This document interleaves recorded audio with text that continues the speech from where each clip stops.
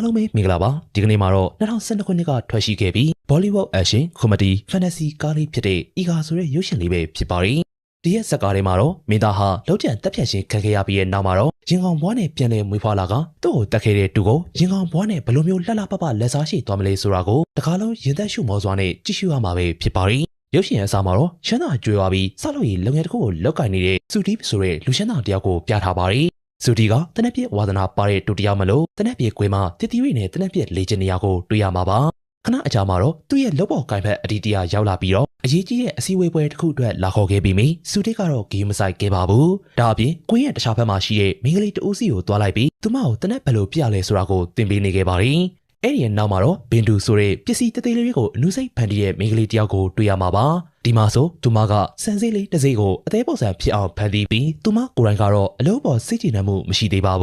းမိပြတ်သွားတဲ့အခါမှာတော့သူမကပစ္စည်းတွေကိုပရင်ပေါက်ကိုယူလိုက်ပြီးလာရဲ့အလင်းရောင်နဲ့သူမရဲ့လက်ရကိုပြီးအောင်ကြိုးစားပါတယ်နာနီကတော့ဘင်ဒူရဲ့နောက်ဖေးအိမ်ထဲမှာနေထိုင်နေသူဖြစ်ပြီးနှစ်ကြာကြာသူမကိုရှင်းနေခဲ့တဲ့သူပါဘင်ဒူကနာနီကိုအလေးမထားပြီးမိနာနီကတော့သူမကိုတနေ့နေ့မှရှစ်လာစေဖို့အတွက်ကြိုးစားနေခဲ့တာပါအခုလေဘေဒူကအမောင်ကျော်အလွတ်လွတ်ရတာအခက်အခဲဖြစ်နေတဲ့အတွက်နာနီကဓာမီနဲ့အလူမီနီယမ်ဖိုင်ကိုအသုံးပြုပြီးတော့အမြန်ပဲမြေရည်လေးတစ်ခုကိုလုပ်ပေးလိုက်ပါတယ်ဘေဒူကလေအဲ့ဒီရဲ့အလင်းရောင်အောင်မှာသူမရဲ့လက်ရာကိုပျော်ရွှင်စွာပြင်းပြအောင်လုပ်နိုင်ခဲ့ပါတယ်ဒါပေမဲ့သူမအလုပ်ပြီးတဲ့အခါမှာတော့ပရင်းပေါက်ကိုရှက်ရှင်းပေးလိုက်ပြီးအိယာဝင်သွားခဲ့ပါတယ်နာနီရဲ့တငယ်ချင်းကတော့သူမကိုကြီးစိုးမသိတဲ့အတွက်ရိုင်းဆိုင်တဲ့သူတို့ပြောနေခဲ့ပြီးမိနာနီကတော့သူမကပရင်းပေါက်ကိုပိတ်လိုက်တာကသူ့ကိုကူညီဖို့အတွက်ဖြစ်တယ်လို့ပြောပါတယ်အကြောင်းကသူမတကားမပိတ်ခဲ့ရေနာနီကတညာလုံးသူမအတွက်စောင့်ပေးနေမှာပါနောက်ထပ်တနေ့မှာတော့စူတီကသူ့ရဲ့ကုမ္ပဏီရဲ့၃နှစ်ပြည့်အထိမ်းအမှတ်အဖြစ်ပါတီပွဲတစ်ခုကိုကျင်းပနေပါတယ်ပွဲမှာသူ့ကိုမကြသေးမီယာမှာအခက်သွေးအောင်လုပ်ခဲ့တဲ့ရှေ့ဟာရှေ့တူကလက်ဆောင်အဖြစ်ဖိုင်တချို့ကိုပေးလိုက်ပါတယ်အဒီတရားကတော့အဲ့လိုစာချုပ်ကိုဘယ်လိုတဘောတူလက်မှတ်ထိုးခဲ့တာလဲဆိုတာကိုအံ့ဩတင်သွားခဲ့ပြီးမိခဏအကြာမှာတော့တဘောပေါက်သွားခဲ့ပါတယ်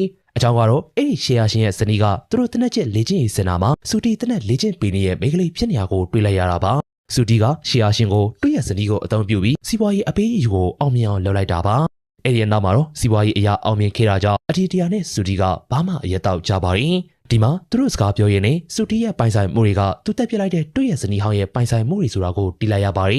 ်အဲ့ဒီရဲ့အရှင်ကစပြီးစူတီကသူ့ဇနီးရဲ့ကုမ္ပဏီကိုတင်ပိုက်ပြီးသူ့ရဲ့ပိုင်ဆိုင်မှုတွေအဖြစ်ဆက်လက်စီမံခန့်ခွဲလာခဲ့တာပါဘင်ဒူကတော့တင်းခဲ့တဲ့အမှုပညာလက်ရာတွေကိုဖန်တီးတဲ့သူတော်မကကလေးတွေရဲ့ပညာရေးကိုမြင့်တင်ပေးနေတဲ့ Project 551လို့ခေါ်တဲ့အစီအစဉ်တစ်ခုကိုလည်းလှုပ်ဆောင်နေရပါသူမကစင်းရဲနွမ်းပါတဲ့ကလေးတွေအတွက်စာအုပ်တွေဝယ်ဖို့ပြင်ဆင်နေတဲ့အချိန်မှာတော့အဖွဲ့အစည်းရဲ့ရန်ပုံငွေကနေပါနေခဲ့ပါတယ်ဒီရဲ့အချိန်မှာဘင်ဒူရဲ့ရောက်မကဘင်ဒူကိုစူတီနဲ့တွေ့ဖို့အတွက်ကြံပေးလိုက်ပါတယ်သူမရဲ့ကုမ္ပဏီကခုလိုအဖွဲ့အစည်းတစ်ခုကိုကူညီဖို့ရှာနေတဲ့အကြောင်းကြောင့်ပါဒီလိုနဲ့ဘင်ဒူတယောက်စူတီရဲ့ရုံခန်းကိုရောက်လာတဲ့အချိန်မှာတော့စူတီကသူမကိုမြင်လိုက်ပြီးရှက်ရှင်းဆိုသလိုပဲသူမရဲ့အလောက်ကိုဆွဲမှတ်သွားခဲ့ပါတယ်ဘင်ဒူကသူမအဖွဲ့အစည်းရဲ့လူမှုအကျိုးပြုလုပ်ငန်းတွေကိုစူတီကိုရှင်းပြပေးမိစူတီကတော့သူမရဲ့အလောက်ကိုစူးစမ်းကြည့်နေရကြောင်းသတိမထားမိပါဘူးဘင်ဒူရှင်းပြပြီးတဲ့အချိန်မှာတော့စူတီက UP 15သိန်းရှက်လက်မှတ်ကိုဘင်ဒူကိုပေးလိုက်တာကြောင့်ဘင်ဒူလည်းအံ့ဩခဲ့ရပါတယ်။ဒီမှာကစူတီရဲ့ရေရောစွာကူညီမှုအတွက်ကြီးစိုးတင်နေပြီးမိသူ့ရဲ့အမတ်တကယ်ရည်ရွယ်ချက်ကိုတော့မသိရှိသေးပါဘူး။ရက်သက်တစ်ပတ်အနေငယ်အကြမှာတော့သူတို့ရဲ့အနီးအနားရက်ကွက်ကအခက်အခဲကြုံတွေ့နေရတဲ့ကျောင်းသားတွေအတွက်စာအုပ်တွေနဲ့စာရေးကိရိယာတွေကိုဖြန့်ဝေပေးလိုက်ပါတယ်။အဲ့ဒီအစီအစဉ်ပြီးသွားတဲ့နောက်မှာတော့စူတီကဘင်ဒူကိုစားသက်ဆိုင်ဒီဇိုင်းမှာထမင်းသူစားဖို့အတွက်ဖိတ်ခေါ်လိုက်ပါတယ်။သူမတို့နှစ်ဦးဆိုင်မှာထမင်းစားနေတဲ့အချိန်မှာနာနီကလည်းစားသက်ဆိုင်ကိုရောက်နေခဲ့ပါတယ်။ဒီလိုနဲ့နာနီစီကိုမက်ဆေ့ဝင်လာတော့ဘင်ဒူကလည်းနာနီတီကိုရောက်နေတာကိုသိသွားပါတယ်။အဲ့နောက်မှာတော့ဘင်ဒူကနာနီနဲ့တစ်ချိန်လုံးအကြည့်ချင်းစုံနေခဲ့ကစူတီကိုတော့လုံးဝလင်းလျူရှူထားခဲ့ပါတယ်။စူတီကသူမတရားရောက်ကိုကြီးနေရကိုတတိထားမိပြီးဒါကစူတီရဲ့အသက်ကိုထိခိုက်လာစေပါတယ်။နေ့လစားပြီးရဲ့အချိန်မှာတော့စူတီကဘင်ဒူကိုကားနဲ့အိမ်ကိုမောင်းနေပြီးတော့ပို့ခဲ့ပြီးမိဘင်ဒူကလမ်းသွားမှာပဲအသီးဝဲဖို့ဆိုပြီးတော့ရခိုင်းလိုက်ပါတယ်။သူမကားပေါ်ဆင်းသွားပြီးရဲ့နောက်စူတီကသူမရဲ့နောက်ကနေလိုက်လာခဲ့ပြီးနာနီနဲ့အတူရှိနေတဲ့အရှိန်ကိုမြင်လိုက်ရပါတယ်။ဒါတွေကြောင့်မင်းစူတီတယောက်ဒေါ်လာတွေအလိမ့်လိမ့်ထွက်လာပြီးတော့နာနီကိုတတ်ဖို့အတွက်ကြံပါတယ်။တညမှာတော့နာနီကဘင်ဒူစီကနေအပြေကိုလိုက်ပြီးတော့တောင်းနေတဲ့အချိန်ဘင်ဒူကခေရန်ကိုအထက်မှာအသေးပုံစံဆွဲကြိုးလေးလုပ်ပြီးနာနီကိုအပြေပြန်ပေးဖို့အတွက်လုပ်ပါတယ်။သူမကနာနီစီကိုဆွဲကြိုးလာပေးဖို့လုပ်တဲ့အချိန်မှာတော့နာနီကိုဘဲကမှမသိတဲ့ကားတစ်စီးကဖမ်းခေါ်သွားခဲ့ပါတယ်။နာနီအဲအားကိုရောက်တဲ့အချိန်မှာတော့ဘင်ဒူကိုမတွေ့ခဲ့ပါဘူး။နာနီကိုဖမ်းသွားတဲ့သူကတော့စူတီတို့ဖြစ်ပြီးတော့စူတီကနာနီကိုဘင်ဒူရဲ့အနားမှာမရှိစေရှင်တာကြောင့်တက်ပြစ်ဖို့အတွက်လုပ်ပါတယ်။တက်ပြီးတဲ့အချိန်မှာလေဒါကိုမတော်တဆတစ်ခုအနေနဲ့လုပ်မှာပါဒီခန့်နီနာနီကတော့စူတီကိုဘင်ဒူနဲ့ဝေဝေးနေဖို့နဲ့အဲ့လိုမှမဟုတ်ရင်မင်းကိုတက်မယ်လို့ကြေဆိုလိုက်ပါတယ်အဲ့ဒီအဖြစ်ပြက်ကိုဘင်ဒူကမသိရှိသေးပဲနာနီကိုဖုန်းဆက်ပြီးတော့ရှစ်ချောင်းအဖြေပေးလိုက်ပါပြီဒါကလေနာနီကြားခဲ့ရတဲ့နောက်ဆုံးစကားလေးဖြစ်ပါတယ် ဒီလိုနဲ့နာနီတည်ဆုံသွားတဲ့အချိန်မှာတော့မြောင်ကြားတွေကဂျင်ဦးထဲမှာဝင်စားသွားခဲ့ပြီးဂျင်ကောင်လေးတစ်ကောင်အဖြစ်နဲ့ပြန်လည်မွေးဖွားလာခဲ့ကသူ့ရဲ့အသိဘွားကိုတော့မမှတ်မိသေးပါဘူး။ဒါပေမဲ့လေစူတီနဲ့ဘေလူတို့ကိုတွေ့တဲ့အချိန်မှာအသိဘွားကဖြစ်ခဲ့တာတွေကိုပြန်ပြီးမှတ်မိသွားခဲ့ပြီးစူတီကိုလက်စားရှိဖို့အတွက်စူးစမ်းပါတယ်။စူတီကလေအသေးကွဲနေတဲ့ဘင်တူကိုနယူးဒေလီမှာပညာရေးဝန်ကြီးနဲ့တွားတွေ့တဲ့အခါလိုက်ဖို့အတွက်တောင်းဆိုခဲ့ပါတယ်။ NGO အကြောင်းကိုတင်ပြချက်တစ်ခုနဲ့တည်တော်တဲ့ပွဲတစ်ခုကိုလုပ်နိုင်ပါကပညာရေးဝန်ကြီးကအဆိုပါ NGO ကိုနိုင်ငံတကာလက်ခံမှုရရှိအောင်ကူညီပေးနိုင်တာကြောင့်ပါ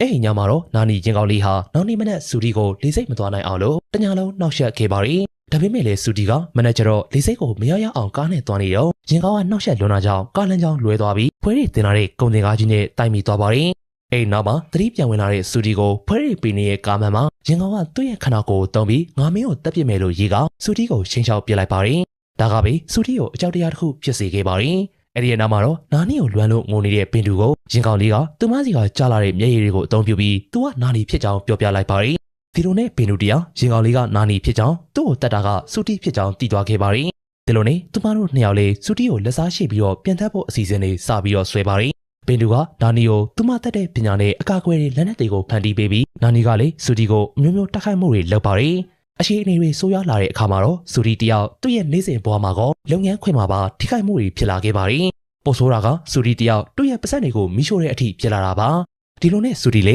ခင်မီနေပညာတွေနဲ့နာနီကိုမနိုင်တာကြောင့်တန်တရာလို့ခေါ်တဲ့အော်လန်ဆီယာကိုခေါ်ကရင်ကောင်လေးနာနီကိုလက်စားပြန်ရှိဖို့လုပ်ပါတယ်။စူတီတယောက်နာနီကိုတတ်နိုင်ဖို့နီးနီးအခြေအနေတစ်ခုရောက်ခဲ့ပြီးနောက်ဆုံးမှာတော့နာနီကပဲထွက်ပြေးနိုင်ခဲ့ပြီးစူတီရဲ့အိမ်ကမိလောက်မဲ့အခြေအနေကိုရောက်သွားခဲ့ပါတယ်။အော်လန်ဆီယာတန်တရာကတော့မတော်တဆတိတ်ဆုံးသွားခဲ့ပြီးစူတီကတော့မိခိုရီရဲ့ကြားထဲမှာတိမ်မလို့အထိဖြစ်သွားခဲ့ပါတယ်။တစ်ဖက်မှာတော့နာနီနဲ့ဘေလူတို့ကစူတီကိုတက်နိုင်ပြီးတင်ကအောင်ပွဲခံနေကြပေမယ့်စူတီကတော့သူ့ရဲ့လက်ပေါ်ကိုင်ဖက်အဒီတရာကြောင့်အသက်ရှင်သွားပါတယ်။အဲ့ဒီအချိန်မှာပဲစူတီကဘင်တူကရင်ကောင်ကိုကူညီပေးနေရကိုရိပ်မိသွားပါတယ်။ UP တန်း900တန်မိုးရှိတဲ့အာမခံရဖို့နဲ့သူ့ရဲ့ကုမ္ပဏီကိုရှယ်ယာရှင်တွေနဲ့ဆွေးနွေးမှုမလုပ်နိုင်စေရန်လေအဒီတရာကိုလည်းတက်ပြစ်လိုက်ပါတယ်။အဲ့ဒီနောက်မှာတော့ဘင်တူရဲ့အိမ်ကိုသွားကသူမကိုဖမ်းခေါ်လာခဲ့ပြီးသူမရဲ့လေပင်ကိုဓာတ်နဲ့ထောက်ထားလိုက်ပါတယ်။အကြောင်းကတော့နာနီကိုထွက်လာစေချင်လို့ပါ။မတတ်တာရဲ့အဆုံးမှာနာနီလည်းထွက်လာခဲ့ရပြီးစူတီတက်တာခံရဖို့အတွက်ဖြစ်လာပါတယ်။ဒါပေမဲ့သူ့ကိုတန်နေမဲ့စူတီရဲ့ရှေ့တော့ကိုနာနီကအက်နဲ့ထိုးပြလိုက်ပါတယ်။ပြင်းထန်တဲ့တိုက်ပွဲတစ်ခုရဲ့အပြီးမှာတော့နာနီကစောစောကအက်နဲ့ပဲသူ့ရဲ့တောင်ပန်တစ်ခုကိုဆုံးရှုံးလိုက်က